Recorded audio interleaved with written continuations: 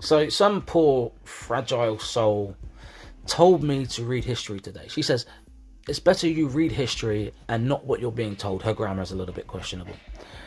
But I agree with you, Brandy. I absolutely 100% agree with you. I think we should read history from the horse's mouth and not listen to what we're just told, which is clearly what you're doing. This is a history denier. By the way, she denies history as it stands, as it factually stands, and for whatever reason, and I find it a little bit sad. But yeah, let's do it. Let's read history. Here's some history. In fact, so history, recorded history, dates back to the Sumerians, and this is Sumerian. And not only is this Sumerian, this is archaic Sumerian.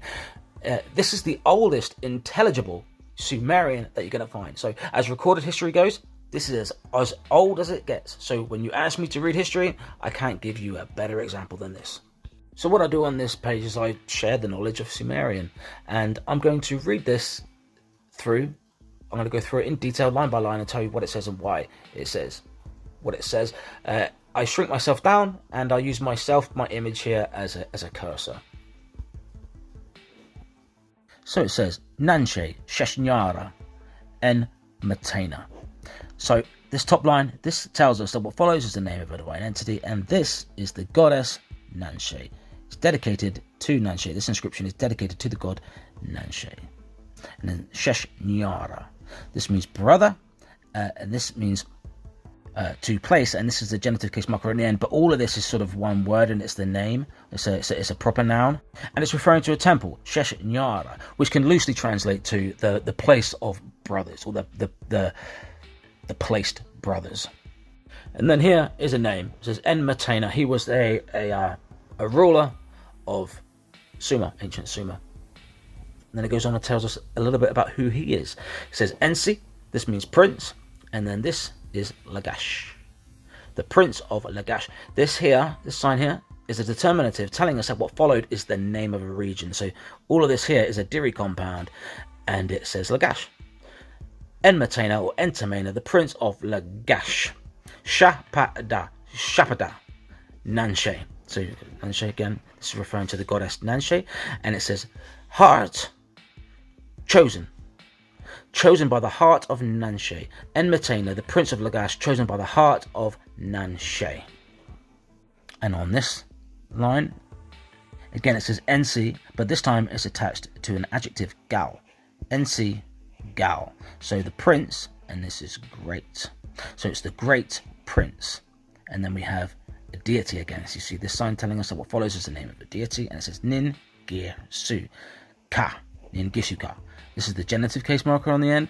We translate this as of in Sumerian. So it's Ensigal Ningisuka, the great prince of Ningisu. Now you might mistake this to be referring to Nanshe, the great prince of Ningisu, but Nanshe was actually the sister in Sumerian mythology of Ningisu. So I don't think that this is referring to Nanshe, and I just think it's continuing telling us about Enmatena. So Enmatena is the prince of Lagash, and he's also considered the great prince of Ningisu. And then anybody that's been paying attention, you say Pada. Over here we had Shapada, but here we have Sheshpada. And up here says Shesh, if you remember, brother. So this is brother and this is chosen. So it's the brother chosen, and then here we have a name again, the name of a deity, and it says Nindara. So the brother chosen by Nindara. And then it says Lugal Enna. This looks like key, but it is actually na. Lugal Enna. And it says the king, this means king, this is Lord, and this is the genitive case marker again. So it's the king of lords. And this, I think, is referring to Nindara. It could be referring to Enanatum, but I think this is referring to Nindara. So it's Nindara, the king of lords. But then again, it could be referring to Entamena. I guess that's just that's speculation there, but it's definitely either referring to Nindara or Entamena. So one of these two is considered the king of lords. But I've never heard Entamena have an epithet as the king of lords. Anyway, it goes on. It says Dumu Enanatum. Dumu means child, and this is the name again, Enanatum. the child of Enanatum, and that is definitely referring to Entemena because he was the son of Enanatum. And then again we have Ensi, which means prince, and then Lagash. Okay, because Enanatum was the father of Entemena, and he also held the title of Prince of Lagash. So this is referring to Enanatum. Enanatum was the Prince of Lagash before Entemena. And then it says Ig Erin Baba. Ig Erin Baba. This says door, Ig. This is cedar wood, and this Baba together means white. So it's a door of white cedar wood. A door of white cedar wood. Munadim.